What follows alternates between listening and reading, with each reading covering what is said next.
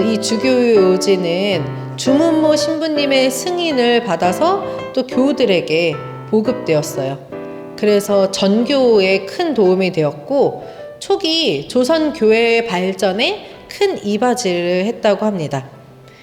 한글로 쓰여졌기 때문에 한문을 모르는 이제 부녀자들, 평민들에게 아주 좋은 교리서가 되었고, 그래서 이 주교유지는 대중성과 민중성을 갖춘 그런 교리서였어요. 또 정약종 아우구스티노가 천주교 교리를 사람들이 보다 쉽게 이해할 수 있도록, 그리고 더 많은 민중들이 이것을 보고 이것이 전교가 되게끔 그렇게 작성을 하셨어요. 이 주교유지의 내용은 이런 내용들이에요. 천주 존재, 사후의 상벌과 영혼의 불멸, 그리고 불교나 도교 같은 전통적 종교를 배격하면서 천주교의 정당성을 강조하고 있습니다. 그리고 천주의 강생과 구속의 도리를 설명하고 또 신앙의 실천을 강조합니다. 그래서 이 프린트물 보시면은 이제 이 주교요지는 상권과 학원으로 나뉘어져 있고, 이 조목들을 이렇게 주요 내용들을 보시면은 천지창조를 비롯해서 이제 뭐 불교도 비판하고, 천주교의 선악응보와 천당지옥설을 설명하고, 또 학원에서는 신구약에 대한 설명을 하고, 또 마지막으로는 하느님의 가르침을 의심하지 말고 믿고 따라라, 이것을 강조를 하셨습니다. 이제 그것이 주교요지의 내용이고요. 이제 정약종 아우구스티노는 체포된 지 15일 만에 사형 선고를 받으셨어요. 15일 만에 사형 선고를 받고 형장으로 끌려갈 때에 정약종 아우구스티노의 얼굴은 어떤 희열을 드러냈다고 합니다. 그는 이제 이거는 좀 들어보셨던 얘기일 수도 있는데요. 정약종 아우구스티노가 형장으로 끌려가던 중에 이렇게 말씀하셨어요. 목이 마르다. 그러니까 사람들은 그가 이제 죽으러 가는데 물을 청한다고 그를 이렇게 나무랐습니다. 그러니까 정약종 아우구스티노가 이렇게 말씀하셨어요. 내가 물을 청한 것은 나의 위대한 모범이신 예수 그리스도님의 모습을 본받기 위함이요. 그러니까 그냥 정말 목이 말라서가 아니라 이 죽으러 가는 길에 예수님을 떠올리면서 예수님의 모범을 따른 그러한 모습을 보여주었습니다. 그러면서 이제 형장에 모인 사람들에게 이렇게 말했어요. 당신들은 우리를 비웃지 마시오. 사람이 세상에 태어나서 천주를 위해 죽는 것은 당연히 해야 할 일이요. 마지막 심판 때 우리의 울음은 진정한 즐거움으로 변할 것이고 당신들의 즐거운 웃음은 진정한 고통으로 변할 것이요. 그래서 정약종 순교자의 이 말씀은 우리가 이 현세에서 하느님의 이름 때문에 고통받는 것은 곧 진정한 즐거움을 위한 일이라는 것을 이렇게 분명하게 알고 계셨고, 또 이분의 말씀을 통해서 우리가 또 한번 생각해 보게 됩니다. 그리고 이제 순교하실 때에는 땅을 내려다보며 죽는 것보다 하늘을 쳐다보며 죽는 것이 낫다라고 하시면서 이제 아래를 보지 않고 하늘을, 이 자신의 목을 치는 그 칼날을 이렇게 보면서 순교를 하셨습니다. 그래서 1801년 4월 8일 서소문 밖에서 이렇게 신앙을 증거하셨습니다. 그리고 이제 주문모 신부님의 자수, 그리고 주문모 신부님의 순교를 한번 보도록 할게요. 이제 주문모 신부님께서는 입국하신 지 반년 만에 그 입국 사실이 탄로가 났죠. 그리고 일찍부터 체포령이 내려져 있었습니다.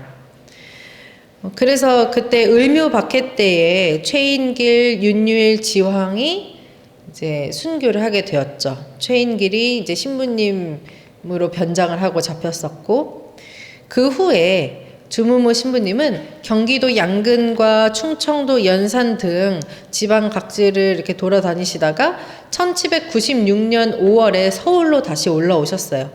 서울에서는 주로 강완숙 굴룸바의 집에서 머무시고 그곳을 거점으로 이제 이제 사목 활동을 하시고 또 여러 지방으로 이제 여러 차례 이제 또 피신 생활을 하셨습니다. 이 신유박해가 일어난 다음에도 신부님은 이렇게 좀 몸을 피신하셨는데 1801년 2월 무렵에는 양재궁, 은원군의 부인인 송마리아와 며느리 신마리아가 이제 거주하고 있는 양재궁. 그래서 이 두 분은 송마리아, 신마리아는 또 지금 하느님의 종에 계시고 또 조선의 왕실 여인들이 또 세례를 받고 신앙 실천을 했던 그런 증거자로 이제 증거자이십니다. 주무모 신부님은 이 양재궁에 그리고 서소문의 교우의 집에 이렇게 피신을 하셨는데 박해가 심해지면서 강완숙 굴룸바도 체포가 되었고 그래서 이제 신부님은 이때는 황해도까지 신부님이 이제 황해도까지 피신을 하셨습니다. 황해도 황주로. 그런데 이제 강완숙이 체포가 되었을 때 강완숙과 함께 체포된 그 여종이 이제 주문모 신부님의 인상 차기를 또 발설하게 되었고 그래서 전국적으로 체포령이 내려졌어요.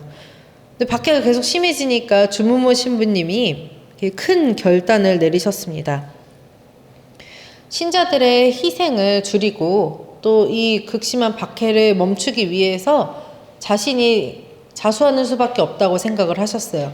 그래서 1801년 3월 12일에 의금부에 스스로 찾아가셨습니다. 그리고 3월 15일부터 4월 17일까지 무려 한 달 동안이나 이제 국문을 받으셔야 했는데 제 주문모 신부님은 이렇게 말씀하셨어요. 조선에 국문 중에 이렇게 조선에 왜 왔느냐 이런 질문에서 참된 종교를 전하고 불쌍한 백성의 영혼을 구하기 위해 나는 조선에 왔다 이렇게 말씀하셨습니다. 그래서 첫 번째 문초에서는 이제 국경을 넘나들지 못하게 하는 이 국경을 엄하게 금한다는 것을 알았지만 단지 사람을 사랑하는 정이 절실해서 그 금령을 꺼리지 않고 왔습니다. 이 조선 백성들을 사랑하기 때문에 그들의 영혼을 구원하기 위해서 조선에 왔습니다. 그리고 세 번째 문초에서도 이 천주교는 예수의 학문은 사악한 학문이 아닙니다. 이렇게 분명하게 또 이제 말씀을 하셨습니다. 그렇게 계속된 국문을 받으시고 나서 이제 결국에는 세남터에서 군문 효수로 순교를 하셨는데요. 지금 앞에 보이시는 거는 이제 판결문이에요. 그래서 주무모 신부님에 대한 판결문은 주무모 신부님은 죄인 주무모는 스스로 신부 교주를 칭해서 허다한 남녀들을 속였다. 그래서 가르치거나 세례를 준다거나 하는 말로 7, 8년 동안 그릇 때문에 물들게 했으니 그래서 이 일은 오랑캐와 금수의 지역으로 빠지는 것을 돕는 데 그치지 않았다. 그 행동거지를 살펴보니 사악하고 간사한 잔당이라 군율을 시행하는 것이 합당할 것이니 해당 영문에서 효시 경중하도록 하라. 이런 판결문을 받고 세남터에서 군문 효수형으로 순교를 하셨습니다. 그래서 이제 신부님은 나는 천주교를 위하여 죽습니다. 라고 말씀을 하셨는데요. 이제 참수 때에는 또 이제 이러한 일들이 전해져 내려오고 있어요. 당시 이제 신부님의 순교 때의 묘사가 거기 프린트를 보시면은 백서에 나타나 있죠. 참수 때에는 갑자기 하늘에 짙은 구름이 몰려왔고 무서운 돌풍이 불고 천둥과 폭우와 이러한 어떤 자연 현상이 일어났다고 해요. 그런데 이제 신부님이 참수당한 후에 비가 개고 무지개가 떴다고 합니다. 그래서 모든 사람들이 놀라면서 무서운 표적이 나타나는 것 보니 하늘도 처형자의 운명에 무관심하지 않구나 라고 말했다고 해요. 그래서 이 황사형의 백서 우리가 오늘 이따가 뒤쪽에서 살펴볼 건데요. 이 백서에는 주무무 신부님에 관한 기록이 자세하게 나타나 있습니다. 왜냐하면 황사형이 주무무 신부님을 무척 존경하고 따랐었거든요. 그래서 상세하게 그러한 내용들이 기술되어 있고 특히 신부님의 이 순교에 대한 기적적인 현상을 또 화려하게 서술하고 있다고 해요. 이후에 이제 교우들이 신부님의 유해가 묻힌 장소를 보아뒀지만 유해 장소를 못 찾아서 이장을 못했다고 합니다. 근데 이제 신부님은 박해를 막기 위해서 자수를 하셨어요. 그런데 박해가 오히려 더 불씨가 지펴지게 되었습니다. 주무무 신부님의 등장으로 이 천주교인들의 이 천주교 사건이 단순한 일이 아니라는 것이 더 확신하게 된 거예요. 정말로 중국인 신부가 입국해 있었다는 것을 확인한 거고, 그래서 박해가 더욱더 확산이 되었습니다. 그렇게 해서 굉장히 많은 또 순교자가 탄생을 했는데요. 프린트물 함께 보시면서 보면은 은원군 이인의 처인 송마리아와 며느리 신마리아가 사약을 받고 순교했고, 이제 또 서소문에서 김백순 이희영 룩가가, 또 김건순 요사파시, 김이호 바르나바, 이국승 바오로, 또 서소문에서도 많은 여성 신자들과 또 순교자들이 탄생을 했습니다. 윤점의 아가타와 정숨의 바르바라는 여주에서 참수형을 받았고, 또 충청도 예산과 대흥에서, 또 이제 강원숙의 아들이죠. 그 홍페조 필리포도 서소문에서 참수했고, 김종규 프란치스코도 이제 순교를 했습니다. 이렇게 많은 신자들이 순교를 했고, 또 이 박해는 서울 이제 경기 이쪽만 있었던 것이 아니라 전라도에서도 이렇게 박해가 있었어요. 전라도에서는 음력 3월부터 박해가 시작되었는데요. 먼저 이제 유한검 아우구스티노가 체포가 되었습니다. 그리고 전주, 금산, 고산, 영광 등 천주교 신자들이 무려 200여 명이나 체포가 되었어요. 그러면서 이제 배교자들은 석방되고 유배가 되었는데, 이 신자들을 문초를 하다 보니까 굉장히 충격적인 계획들이 밝혀지게 되었습니다.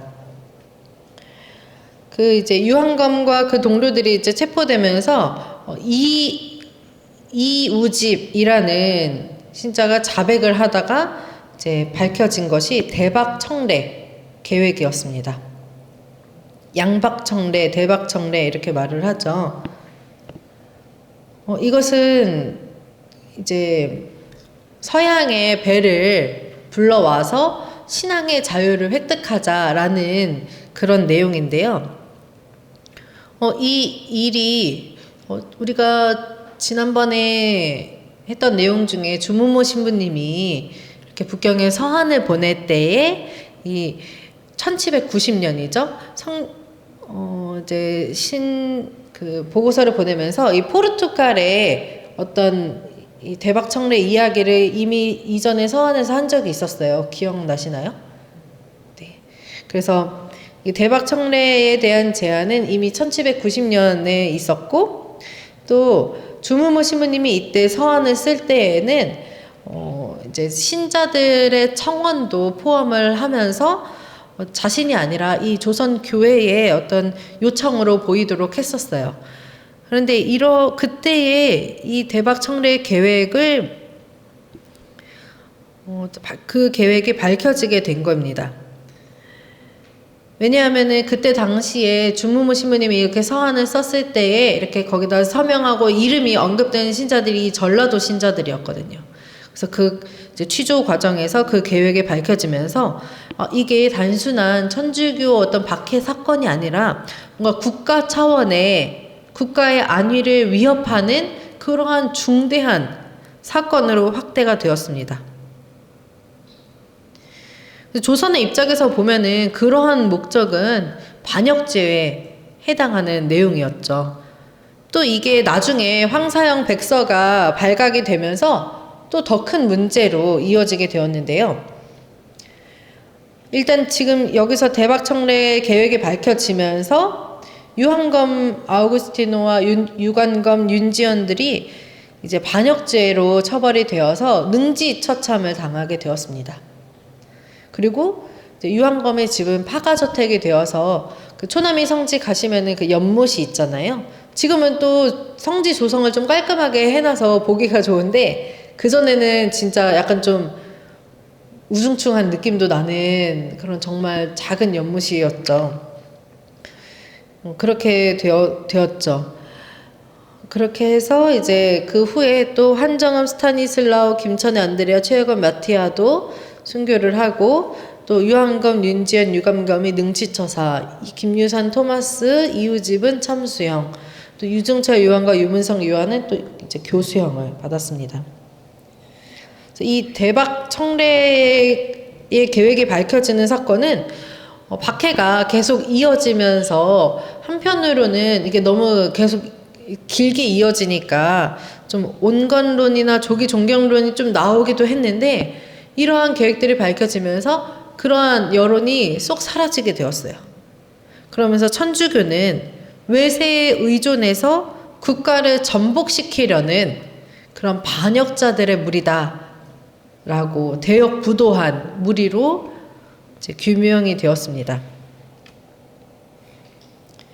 이어서 황사형 백서 사건을 이제 보도록 할 건데요. 황사형 백서 사건은 좀 쉬었다가 보도록 하겠습니다.